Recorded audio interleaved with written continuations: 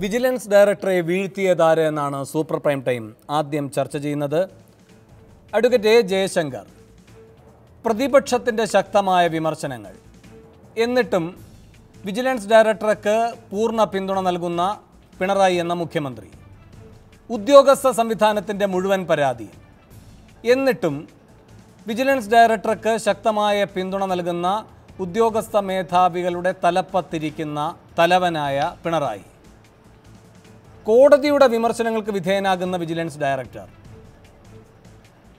ഇതിൽ ഏത് തലത്തിൽ അപ്പോൾ പോലും കോടതിയുടെ ഈ വിമർശനങ്ങളൊക്കെ വരുമ്പോഴും കോടതിയെയും കൂടി വിശ്വാസത്തിൽ എടുത്തുകൊണ്ട് തുടർ നടപടികളിലേക്ക് പോകും എന്ന തുറന്ന മനസ്സ് പ്രകടിപ്പിച്ച പിണറായി വിജയൻ, അപ്പോൾ ചുരുക്കത്തിൽ വിജിലൻസ് ഡയറക്ടർക്ക് മേൽ ഏതെങ്കിലും തരത്തിൽ അദ്ദേഹത്തെ കൈയൊഴിയുക എന്ന സമീപനം അദ്ദേഹത്തിനെതിരെ വന്ന 3 പ്രധാനപ്പെട്ട കേന്ദ്രങ്ങളിൽ നിന്നുള്ള എതിരഭിപ്രായങ്ങൾക്ക് മുന്നിലും ശക്തമായ നിലപാടെടുത്ത പിണറായി, പക്ഷേ ഇപ്പോൾ വിജിലൻസ് ഡയറക്ടറോട് പൊക്കോളാൻ പറയുന്നത് എന്തുകൊണ്ടാകും? ഇതിൻ്റെ ഉത്തരം കുറച്ച് സങ്കീർണമാണ്. എനിക്കൊരു അല്പം സമയം തരാമെങ്കിൽ നിങ്ങൾ ചോദിച്ച എല്ലാ ചോദ്യങ്ങൾക്കുള്ള ഉത്തരം പറയാം. വേണു പറഞ്ഞല്ലോ, അതിനേക്കാൾ ഗുരുതരമായ പ്രവർത്തികൾ ഇദ്ദേഹത്തിൻ്റെ ഭാഗത്തുണ്ടായില്ലേ. CPM കേന്ദ്ര കമ്മിറ്റി അംഗമായ EP ജയരാജനും മറ്റൊരു കേന്ദ്ര കമ്മിറ്റി അംഗത്തിൻ്റെ മകനായ സുധീർ നമ്പ്യാർക്കും എതിരെ FIR രജിസ്റ്റർ ചെയ്തില്ലേ. സാധാരണഗതിയിൽ അത് മാത്രം പോരാ അദ്ദേഹത്തെ പറഞ്ഞുവിടാനിട്ട്. എന്നിട്ടും മുഖ്യമന്ത്രി സഹിഷ്ണുതയോട് കേട്ടില്ലേ. ഞാൻ മുഖ്യമന്ത്രിയെ കുറ്റം പറയുകയില്ല. പ്രതിപക്ഷക്കാരാവശ്യപ്പെട്ടതനുസരിച്ചിട്ട് ഒരു മുഖ്യമന്ത്രിക്കും ഒരു ഉദ്യോഗസ്ഥനെ മാറ്റാൻ പറ്റുകയില്ല. അത് നടക്കുന്ന കാര്യമല്ല. പ്രതിപക്ഷക്കാരാവശ്യപ്പെടുന്നതിൻ്റെ ചേതോവികാരം എന്താണെന്ന് നമുക്കറിയാം. അതിവിടെ വിഷയമല്ല. മുതിർന്ന ഉദ്യോഗസ്ഥന്മാർ, IASകാർ, ചീഫ് സെക്രട്ടറി അടക്കമുള്ളവർ മുഖ്യമന്ത്രിയെ ഗൺ പോയിന്റിൽ നിർത്തി ഇയാളെ മാറ്റണമെന്ന് ആവശ്യപ്പെട്ടില്ല. എന്നിട്ട് മാറ്റിയില്ല. കാരണം മാറ്റേണ്ട ആവശ്യമില്ല, മുഖ്യമന്ത്രിക്ക് അറിയാം. പക്ഷേ കോടതിയിൽ നിന്നുള്ള വിമർശനം, ഒരു ദിവസം വിമർശിച്ചു, 2-ാം ദിവസം വിമർശിച്ചു, 3-ാം ദിവസം വിമർശിച്ചു. അപ്പോഴാണ് മുഖ്യമന്ത്രി പറഞ്ഞത് ഇദ്ദേഹത്തെ മാറ്റാൻ പറ്റുകയില്ല എന്ന് നിയമസഭയിൽ പറഞ്ഞു. പക്ഷേ നിരന്തരമായ വിമർശനം, അതിങ്ങനെ ശരമാരി പോലെ, അമ്പൊഴിയാത്ത ആവനാഴി പോലെ വിമർശിച്ചുകൊണ്ടേയിരിക്കുകയാണ്. അത് എന്തുകൊണ്ടാണെന്ന് നമ്മൾ ആലോചിക്കണം. അതാണ് ഇവിടുത്തെ വിഷയം. അത് കഴിഞ്ഞ ക്രിസ്മസിന് കോടതി അടയ്ക്കുന്നവരെ ഈ വിജിലൻസ് ഡയറക്ടറെ കുറിച്ച് ഹൈക്കോടതിക്ക് നല്ല മതിപ്പായിരുന്നു. പക്ഷേ ഇപ്പോൾ നിങ്ങൾ ഈ മാധ്യമങ്ങൾ ചെയ്യുന്ന ഒരു വലിയ തെറ്റുണ്ട്. അതെന്നറിയുമോ? ഈ കോടതിയിൽ വിധിക്കുന്ന ജഡ്ജിമാരുടെ അല്ലെങ്കിൽ കേസ് പരിഗണിക്കുന്ന ജഡ്ജിമാരുടെ വക്കീൽമാരുടെ ഒന്നും പേര് പത്രത്തിൽ കൊടുക്കുന്നില്ല. അതുകൊണ്ട് സംഭവിക്കുന്ന ഒരു വലിയ അപകടമാണ്. കഴിഞ്ഞ ക്രിസ്മസിന് കോടതി അടയ്ക്കുന്നവരെ ശ്രീ ജസ്റ്റിസ് കമാൽ പാഷ എന്ന് പറഞ്ഞ ന്യായാധിപനാണ് ഈ മാതിരി കേസുകൾ കേട്ടുകൊണ്ടിരുന്നത്. അദ്ദേഹം അഴിമതിക്കെതിരെ വളരെ ശക്തമായ നിലപാടെടുത്തിട്ടുള്ള ആളാണ്. അദ്ദേഹത്തിൻ്റെ ചില പരാമർശങ്ങളെ തുടർന്നാണ് നമ്മുടെ KM മാണി രാജിവൊക്കെ ഉണ്ടെന്ന് ഓർമ്മയുണ്ടല്ലോ. സീസറിൻ്റെ ഭാര്യ സംശയാതീതയായിരിക്കണം. വിജിലൻസ് ഡയറക്ടറെ കുറിച്ചിട്ടും ശ്രീ ജസ്റ്റിസ് കമാൽ പാഷ വളരെ നല്ല അഭിപ്രായമാണ് രേഖപ്പെടുത്തിയിട്ടുള്ളത് പല വിധികളിലും. ശ്രീ KM മാണി കൊടുത്ത ഒരു ഹർജി തള്ളിക്കൊണ്ട് അദ്ദേഹം പറഞ്ഞത് വിജിലൻസ് ഈ പരാതി കണ്ണും കാതും തുറന്ന് അന്വേഷിക്കണം എന്നാണ്. അത് വിജിലൻസിനുള്ള ഒരു അഭിനന്ദനമായിട്ട് വേണം കണക്കാക്കാൻ. പക്ഷേ കോടതി തുറന്നതിന് ശേഷം ഈ കേസുകൾ പരിഗണിക്കുന്നത് P. ഉബൈദ് എന്ന് പറഞ്ഞ ഒരു ജഡ്ജിയാണ്, ജസ്റ്റിസ് P. ഉബൈദ്. അന്ന് മുതൽക്ക് കോടതി തുറന്ന് അന്ന് മുതൽക്ക് വിജിലൻസുമായി ബന്ധപ്പെട്ട എല്ലാ കേസുകളിലും പരാതിയാണ്, എല്ലാ കേസുകളിലും വിമർശനമാണ്. അപ്പോഴാണ് മുഖ്യമന്ത്രി വീണ്ടും വിജിലൻസ് ഡയറക്ടർക്ക് പിന്തുണ പ്രഖ്യാപിച്ചത്. അതിൻ്റെ അവസാന ഘട്ടം ഈ ഇന്നലെ മിനിയാതുമൊക്കെ വിമർശനമുണ്ടായി. വിമർശിക്കുന്നത് മനസ്സിലാക്കാം. ഇവിടെ വിജിലൻസ് രാജാണോ എന്നൊരു ജഡ്ജി ചോദിക്കുന്നു. അങ്ങനെ ഒരു ജഡ്ജിക്ക് ചോദിക്കാമോ? എൻ്റെ അഭിപ്രായത്തിൽ പാടില്ല. ഇത് സെബാസ്റ്റ്യൻ പോൾ അവിടെയുണ്ട്, അദ്ദേഹം ഒരു നിയമ പണ്ഡിതനാണ്. ഒരു ജഡ്ജി അങ്ങനെ ചോദിക്കാൻ പാടില്ല. ആ മുമ്പിൽ വരുന്ന കേസ് വിധിക്കാം, അല്ലെങ്കിൽ അതിൽ അഭിപ്രായങ്ങൾ പറയാം, അദ്ദേഹത്തിന് പറയാനുള്ള അഭിപ്രായങ്ങൾ ഉത്തരവായിട്ട് രേഖപ്പെടുത്താം. അല്ലാതെ വാക്കാൽ പരാമർശം നടത്തുന്നതിന് ഒരു ശരിയായ രീതിയല്ല. അത് പോട്ടെ, അത് പിറ്റേ ദിവസം മലയാള മനോരമ 1ാമത്തെ ഹെഡിങ് ആയിട്ട് കൊടുക്കുന്നു, ഇവിടെ വിജിലൻസ് രാജോ. അത് മനോരമയെ ഞാൻ കുറ്റം പറയില്ല, അവരുടെ ജേർണലിസത്തിൻ്റെ രീതി അതാണ്. ഏത് പത്രവും ആ രീതിയിലൊക്കെ തന്നെ എഴുതും. പക്ഷേ ഇന്നലെ എല്ലാ സീമകളും ലംഘിച്ചുകൊണ്ട് ജസ്റ്റിസ് ഉബൈദ് ചോദിക്കുന്നു. എന്താണ് ചോദ്യം? ഈ വിജിലൻസ് ഡയറക്ടർ എന്തുകൊണ്ട് മാറ്റുന്നില്ല? അങ്ങനെ ചോദിക്കാനായിട്ട് ജസ്റ്റിസ് ഉബൈദിനല്ല, ലോർഡ് ഡെന്നിങ്ങിന് പോലും അധികാരമില്ല. അങ്ങനെ ചോദിക്കാൻ പാടില്ല. അങ്ങനെ ചോദിക്കാന്ന് വെച്ചാൽ അത് ആ ജഡ്ജി ഭരണഘടനാ ലംഘനമാണ്, സത്യപ്രതിജ്ഞാ ലംഘനമാണ് അദ്ദേഹത്തിൻ്റെ ഭാഗത്ത് ഉണ്ടായത് എന്ന് പറയാൻ എനിക്കൊരു മടിയുമില്ല, പേടിയുമില്ല. ഇതാണ് ഇപ്പോൾ. അത്രയൊക്കെ സംശയിച്ചാൽ പിന്നെ ഒരു സർക്കാരിനും വിജിലൻസ് ഡയറക്ടർ ജേക്കബ് തോമസ് അല്ല, ഷെർലക് ഹോംസ് ആണെങ്കിൽ പോലും വച്ചുകൊണ്ട് പോകാൻ പറ്റുകയില്ല. ഇതിനോട് കൂട്ടിച്ചേർത്ത് വെക്കേണ്ട ഒരു കാര്യം കൂടിയുണ്ട്. ശ്രീ പിണറായി വിജയൻ പ്രതിയായിട്ടുള്ള ലാവ്ലിൻ കേസ് പരിഗണിക്കുന്നത് ഇതേ ജഡ്ജിയാണ്. പിണറായി വിജയന് പേടിയുണ്ടാവില്ലേ? ലാവ്ലിൻ കേസിൽ വിപരീതമായിട്ട് വിധിച്ചാൽ എന്ത് സംഭവിക്കും? അദ്ദേഹത്തിൻ്റെ മുഖ്യമന്ത്രി സ്ഥാനം നഷ്ടപ്പെടും.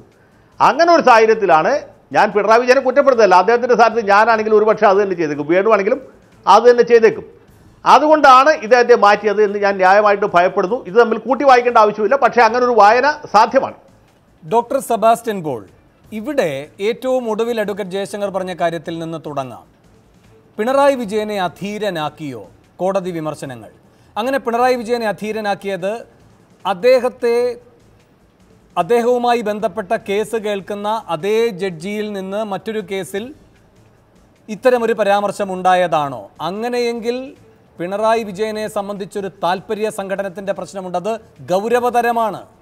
അദ്ദേഹം അധീരനാകുന്നത്, അദ്ദേഹം ഒരു താല്പര്യ സംഘടനത്തിൽ പെട്ടുപോകുന്നത്, അതിൻ്റെ അടിസ്ഥാനത്തിൽ ഒരു തീരുമാനത്തിലേക്ക് എത്തേണ്ടി വരുന്നത് ഈ വിജിലൻസ് ഡയറക്ടറെ മാറ്റുന്നതിനേക്കാൾ ഗൗരവതരമായൊരു പ്രശ്നമല്ലേ ഡോക്ടർ സെബാസ്റ്റ്യൻ പോൾ?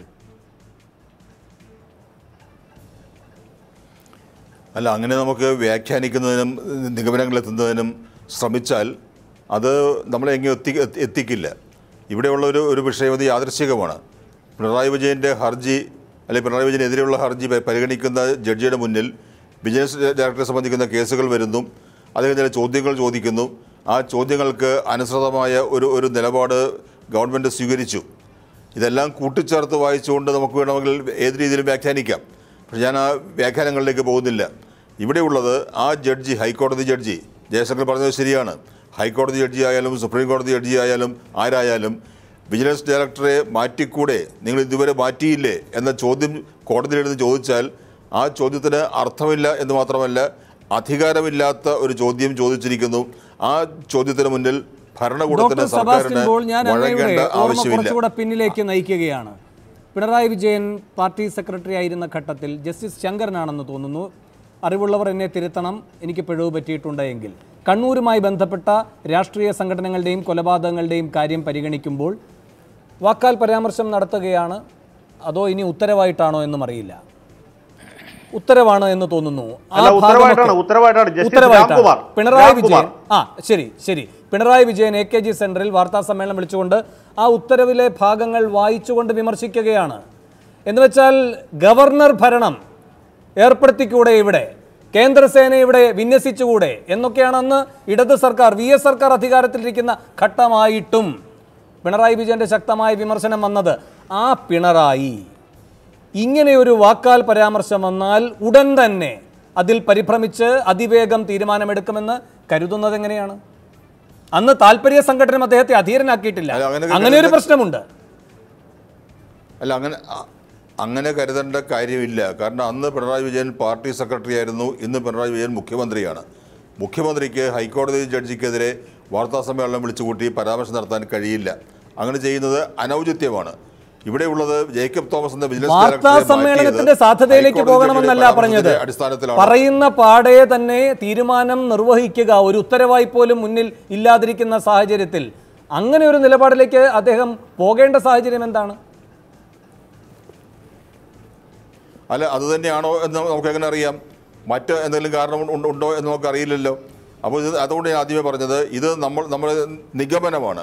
ചില സാഹചര്യങ്ങളെ കൂട്ടിയിണക്കുമ്പോൾ നമുക്ക് കിട്ടിയേക്കാവുന്ന, ഒരുപക്ഷെ സ്വാഭാവികം എന്ന് തന്നെ വിശേഷിപ്പിക്കാവുന്ന നിഗമനമാണ്. ആ നിഗമനം ശരിയാകണമെന്നില്ല. വിജിലൻസ് ഡയറക്ടർ ജേക്കബ് തോമസിനോട് അവധിയിൽ പോകാൻ ആവശ്യപ്പെട്ടതിന് പിന്നിലുള്ള യഥാർത്ഥ കാരണം ജസ്റ്റിസ് ഉബൈദിൻ്റെ ചോദ്യമാണോ അല്ലെങ്കിൽ മറ്റേതെങ്കിലും കാരണമാണോ എന്ന് നമുക്ക് അറിയില്ല. ശ്രീ അനിൽ അക്കര, നിങ്ങൾ ചൂണ്ടിക്കാട്ടുകയായിരുന്നു കഴിഞ്ഞ നിയമസഭാ സമ്മേളനത്തിൽ ഇന്ന ആക്ഷേപങ്ങളാണ് ഇദ്ദേഹത്തിനെതിരെ ഉയർന്നിരിക്കുന്നത്, ഭൂമി വിവാദത്തിലടക്കം പെട്ടിരിക്കുകയാണ്, വിജിലൻസ് ഡയറക്ടർ സ്ഥാനത്ത് നിന്ന് മാറ്റണമെന്നല്ല ഞങ്ങൾ ആവശ്യപ്പെടുന്നത്, അദ്ദേഹത്തിൻ്റെ വിശ്വാസ്യത ചോദ്യം ചെയ്യപ്പെട്ടിരിക്കുകയാണ്. ആ വിശ്വാസ്യത ചോദ്യം ചെയ്യപ്പെടുമ്പോഴും അഴിമതിക്കെതിരെ അന്വേഷണം നടത്തുന്ന ഏജൻസിയുടെ തലവനായി അദ്ദേഹം ഇരിക്കുന്നത് സ്വന്തം മുഖം ഒരു ആവരണമിട്ട് മറച്ചുകൊണ്ടാണ്. ഇങ്ങനെയൊക്കെയുള്ള ആക്ഷേപങ്ങളാണ് നിങ്ങൾ ഉന്നയിച്ചത്. അതിശക്തമായി അദ്ദേഹത്തെ പിന്തുണച്ചു പിണറായി. അപ്പോൾ നിങ്ങളുടെ മുന്നിൽ പിണറായിയെ സംബന്ധിച്ച് അധീരമാകേണ്ട ഒരു സാഹചര്യവുമില്ല. IAS ലോബിക്ക് മുന്നിലും അദ്ദേഹം തലകുനിച്ചിട്ടില്ല. കോടതി വിമർശനം വന്നപ്പോൾ കോടതിയെയും കൂടെ വിശ്വാസത്തിലെടുത്തുകൊണ്ട് തുടർ നടപടികളിലേക്ക് പോകുമെന്ന് അദ്ദേഹം നിങ്ങളെയും കൂടെ കേൾക്കുകയാണെന്ന് നിയമസഭയിൽ പറഞ്ഞത്. പിന്നീട് ഇത്തരമൊരു തീരുമാനമുണ്ടാകുമ്പോൾ അതെന്തുകൊണ്ട് എന്ന് വിശദീകരിക്കേണ്ട ഉത്തരവാദിത്തം മുഖ്യമന്ത്രിയിൽ നിക്ഷിപ്തമാണോ അല്ലയോ? ഞാൻ ഈ ഗവൺമെൻറ്റിനെ ഓർത്ത് വളരെ പരിതപിക്കുകയായി ചെയ്യാനായി കഴിയൂ. കാരണം കഴിഞ്ഞ നിയമസഭാ സമ്മേളനത്തിൽ ശ്രീ M. വിൻസെൻറ്റിൻ്റെ അടിയന്തര പ്രമേയത്തിൽ മറുപടി പറഞ്ഞ മുഖ്യമന്ത്രി പറഞ്ഞത് വളരെ കടുത്ത ഭാഷയിലാണ് ആ കട്ടിൽ കണ്ട് പണിക്കേണ്ട എന്നാണ് മുഖ്യമന്ത്രി പറഞ്ഞത്. കട്ടിൽ കണ്ട് പണിക്കേണ്ട എന്ന വരിയാണ് അദ്ദേഹം അവിടെ സൂചിപ്പിച്ചത്. അപ്പോൾ ആ കട്ടിൽ കണ്ട് പണിക്കേണ്ട എന്ന് പറഞ്ഞ മുഖ്യമന്ത്രി അന്നും ഇതേപോലെയുള്ള വിഷയങ്ങൾ അവിടെ നിൽക്കുന്ന സമയത്താണ് ഇത് പറഞ്ഞത്. ബഹുമാനായ പിണറായി വിജയൻ കേരളത്തിൻ്റെ മുഖ്യമന്ത്രി ഒരു ഹൈക്കോടതിയുടെ ഒരു വരിയുടെ അടിസ്ഥാനത്തിൽ അദ്ദേഹം ഇങ്ങനെ ദുർബലനാവുമെന്ന് ഞാൻ കരുതുന്നില്ല. ഈ ഗവൺമെൻറ്റിനെ എവിടെയൊക്കെയോ ബ്ലാക്ക്മെയിൽ ചെയ്യുന്നുണ്ട്, ആരൊക്കെയോ ബ്ലാക്ക്മെയിൽ ചെയ്യുന്നുണ്ട്. അതെവിടെയാണ് എന്നാണ് പരിശോധിക്കുന്നത്. ഞാൻ ജയശങ്കർ പറഞ്ഞ അഭിപ്രായത്തോട് പൂർണ്ണമായി യോജിക്കുകയാണ്. പിണറായി വിജയൻ കേരള നിയമസഭയിൽ വികാരഭരിതനാവുന്നത്, സമനില തെറ്റുന്നത്, ലാവ്ലിൻ കേസ് എന്നൊക്കെ കേരള ഹൈക്കോടതിയിൽ എടുത്തിട്ടുണ്ടോ അന്നൊക്കെ പിണറായി പറയും പോയി പണി നോക്ക്, നിങ്ങൾ വാടകക്കാർ എന്ന് പറഞ്ഞുകൊണ്ട് ഒരു മുഖ്യമന്ത്രിയുടെ സമനില തെറ്റുന്ന ഒരു വ്യക്തിയാണ് നമുക്ക് കേരള നിയമസഭയിൽ കാണാൻ കഴിയുന്നത്. ഈ ലാവ്ലിൻ കേസ് ഉള്ളിടത്തോളം കാലം കേരള നിയമസഭയിലും കേരളത്തിലും മുഖ്യമന്ത്രിയെ പ്രവർത്തിക്കാൻ കഴിയില്ല. ഈ ഗവൺമെൻറ് ആരോ ബ്ലാക്ക്മെയിൽ ചെയ്യുന്നുണ്ട്. അത് ജയരാജൻ പറഞ്ഞതാണ് ഒരു കാര്യം. എൻ്റെ വകുപ്പിനെ ഒരു മാഫിയ നിയന്ത്രിക്കാൻ ശ്രമിക്കുന്നു എന്ന് പറയുകയുണ്ടായി. അതുപോലെ തന്നെ ഓരോരോ വിഷയത്തിലും ഇങ്ങനത്തുള്ള പ്രശ്നങ്ങൾ വരികയാണ്. ഓരോ വിഷയത്തിലും അവസാനം ഉണ്ടായ ശശീന്ദ്രൻ്റെ വിഷയം ഉൾപ്പെടെയുള്ള വിഷയത്തിൽ ഈ ഗവൺമെൻറ്റിനെ ആരോ ബ്ലാക്ക്മെയിൽ ചെയ്യുന്നു. അതാരാണ്? ഇത് ചോദിക്കുമ്പോൾ നമുക്ക് മറുപടി കിട്ടുന്നില്ല. പത്രസമ്മേളനത്തിൽ ഒരു മറുപടി പറയാൻ പോലും ഈ മുഖ്യമന്ത്രി തയ്യാറാവുന്നില്ല. വിവരാവകാശം അനുസരിച്ചുള്ള ഒരു രേഖ പോലും ഈ ഗവൺമെൻറ് നമുക്ക് കിട്ടുന്നില്ല. പറഞ്ഞ കാര്യങ്ങളൊക്കെ മാറ്റി പറയുകയാണ്. കഴിഞ്ഞ ഗവൺമെൻറ് കാലത്ത് സിറ്റിംഗ് ജഡ്ജിയല്ലാത്തൊരു ജഡ്ജിയെ വെച്ച് ജുഡീഷ്യൽ അന്വേഷണം ഞങ്ങൾ സഹകരിക്കില്ല എന്ന് പറഞ്ഞു. ഇപ്പോൾ ഏതോ ഒരു ജഡ്ജിയെ വെച്ച് ഏതോ മജിസ്ട്രേറ്റ് കോടതിയിലെ ജഡ്ജിയെ എനിക്കതിനെക്കുറിച്ച് ഞാൻ പറയല്ല, സിറ്റിംഗ് ഹൈക്കോടതി ജഡ്ജിയെ വെക്കുകയാണ് ഇവരുടെ മുദ്രാവാക്യം എന്ന് പറഞ്ഞത്. അത് മറന്നു. ഓരോ വിഷയത്തിലും കഴിഞ്ഞ കാലത്ത് പറഞ്ഞതൊക്കെ മറന്നു പോവുകയാണ്. ഇവിടെ ഉള്ളൊരു പ്രധാനപ്പെട്ട പ്രശ്നം മുഖ്യമന്ത്രി പിണറായി വിജയനെ ആരോ ബ്ലാക്ക്മെയിൽ ചെയ്യുന്നുണ്ട്. അദ്ദേഹം സമനില തെറ്റിയെ പോലെയാണ് ലാവ്ലിൻ കേസ് ഉണ്ടാകുമ്പോഴൊക്കെ നിയമസഭയിൽ പറഞ്ഞത്. അതുകൊണ്ട് എനിക്ക് ജയശങ്കർ പറഞ്ഞ വിഷയത്തിൽ എനിക്ക് ചില സംശയങ്ങൾ നിൽക്കുന്നുണ്ട് എന്നുള്ള യാഥാർത്ഥ്യമാണ്. ഇവിടെ ജേക്കബ് തോമസിനെ ലീവിൽ വിട്ടതുമായി ബന്ധപ്പെട്ട് മുഖ്യമന്ത്രി പറയാൻ ബാധ്യസ്ഥനാണ്. കാരണം 2-3 അടിയന്തര പ്രമേയങ്ങൾ ഇതുമായി ബന്ധപ്പെട്ടുകൊണ്ട് വന്നു. അന്നൊക്കെ വളരെ ന്യായീകരിച്ചുകൊണ്ടാണ് മുഖ്യമന്ത്രി പറഞ്ഞത്. അങ്ങനെയാണെങ്കിൽ കേരള സമൂഹത്തിനോട് തുറന്നു പറയാൻ ഈ ഗവൺമെന്റിലുള്ള ചങ്കൂറ്റം ഉണ്ടാകണം എന്നാണ് എനിക്ക് സൂചിപ്പിക്കാനുള്ളത്. ശരി, ശ്രീ ജേക്കബ് ജോർജ്, ഇവിടെ ഈ IAS ഉദ്യോഗസ്ഥർ ശക്തമായൊരു നിലപാട് ജേക്കബ് തോമസിനെതിരെ എടുത്തിരുന്നു. ഭരണസ്തംഭനത്തിലേക്ക് പോലും അത് എത്തുന്ന ഘട്ടത്തിലും പിണറായി വിജയൻ്റെ അടിയുറച്ചൊരു നിലപാടുണ്ടായിരുന്നു ജേക്കബ് തോമസിനെ പിന്തുണച്ചുകൊണ്ട്. ഇപ്പോൾ മറിച്ചൊരു തീരുമാനം എടുത്തിരിക്കുന്നതിൻ്റെ കാരണം ഈ IAS ഉദ്യോഗസ്ഥർ ഏതെങ്കിലും തരത്തിൽ പിണറായി ആ കാര്യം ബോധിപ്പിച്ചിട്ടുള്ളതാണോ? അതിനുള്ള സാധ്യതകൾ വളരെ കുറവാണ്. അത് ഈ കോടതിയുടെ ഇടപെടൽ കൊണ്ടാണ്. തീർച്ചയായിട്ടും വേണു, ഞാൻ ഇവരൊക്കെ പറഞ്ഞതിൽ നിന്നും വിഭിന്നമായ ഒരു ആംഗിളാണ് എനിക്ക്. കാരണം എനിക്ക് കുറച്ചും കൂടെ സൂക്ഷ്മമായിട്ട് വേറൊരു തലത്തിൽ ഇതിനെ ഒരു മാധ്യമ പ്രവർത്തകൻ എന്ന നിലയ്ക്ക് ഇതിനെ കാണുന്നുണ്ട്. ആദ്യം മുതൽ തന്നെ ഇതിലെനിക്കൊരു നിലപാടുണ്ട്. ഞാനിത് ശരിക്കും പഠിക്കുന്നുണ്ട്. കാരണം ജസ്റ്റിസ് സുബൈദ് ലാവ്ലിൻ കേസ് കൈകാര്യം ചെയ്യുന്നത് കൊണ്ട് അദ്ദേഹത്തിൻ്റെ ഇഷ്ടത്തെ അദ്ദേഹത്തെ പ്രീതിപ്പെടുത്താൻ വേണ്ടി പിണറായി വിജയൻ ചെയ്തതാണ് എന്നുള്ളത് ഒരു കാരണവശാലും വിശ്വസിക്കാനുള്ള ഗ്രൗണ്ടില്ല ഇതിനകത്ത്. കാരണം കോടതിയുടെ മുമ്പിൽ എന്തെല്ലാം രേഖകളാണ് ചെന്നിരിക്കുന്നത് അറിയാമോ? എനിക്ക് ഏറ്റവും വ്യക്തമായിട്ട് ഇപ്പോൾ ഇത് കഴിഞ്ഞപ്പോൾ ഞാൻ ഒന്ന് നോക്കിയപ്പോൾ മനസ്സിലാക്കിയതാണ്. ചീഫ് സെക്രട്ടറി ഏറ്റവും അവസാനം ഹൈക്കോടതിയുടെ നിർദ്ദേശമനുസരിച്ച് വിശദമായ ഒരു റിപ്പോർട്ട് ജേക്കബ് തോമസിനെ കുറിച്ച് ഹൈക്കോടതിക്ക് അയച്ചിട്ടുണ്ട്. അതവിടെ ചെന്നിട്ടുണ്ട്. അത് കോടതിയുടെ മുമ്പിൽ ഉണ്ടാവണം, അത് കോടതി വായിച്ചിട്ടുണ്ടാവണം.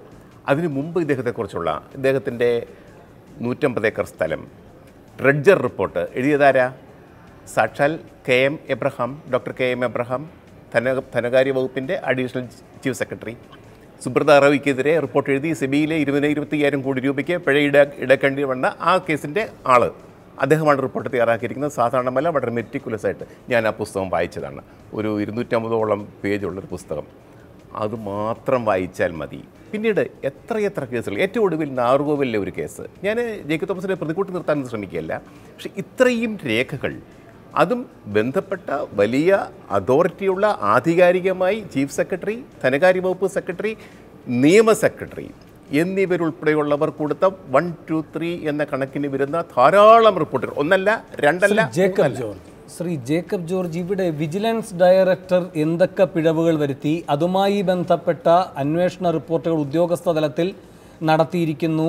ഒരു പറ്റം ഉത്തരവാദപ്പെട്ട ചുമതലയിലിരിക്കുന്ന ബ്യൂറോക്രാറ്റുകൾ അതിൻ്റെ ഒരു സമാഹൃത ഗ്രന്ഥം പരിശോധിച്ച് അങ്ങനെ ജേക്കബ് തോമസിനെ മാറ്റിക്കൂടെ എന്നൊരു നീതിപീഠം വിലയിരുത്താനാണോ അവിടെ ജസ്റ്റിസ് ഉബൈദ് ഇരിക്കുന്നത്?